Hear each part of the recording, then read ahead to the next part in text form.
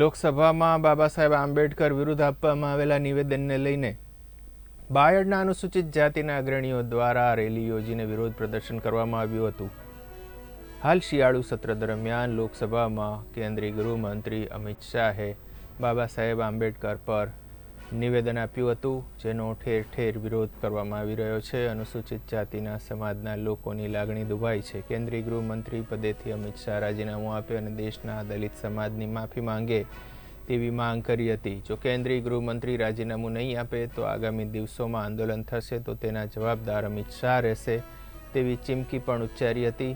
અરવલ્લી જિલ્લાના બાયડ શહેરમાં પણ વિરોધ પ્રદર્શન યથાવત થઈ રહ્યું છે। ત્યારે બાયડ તાલુકા પંચાયત બાબા સાહેબ આંબેડકરની પ્રતિમાથી લઈને બાયડ બસ સ્ટેશન સુધી રેલી યોજવામાં આવી હતી, જેમાં સામાજિક આગેવાનો દ્વારા કેન્દ્રીય ગૃહમંત્રી અમિત શાહના નામે હાય હાયના નારા ગુંજી ઉઠ્યા હતા। ત્યારબાદ મનુસ્મૃતિ નામનું પોસ્ટરને આગ ચાંપીને અનોખો વિરોધ નોંધાયો હતો।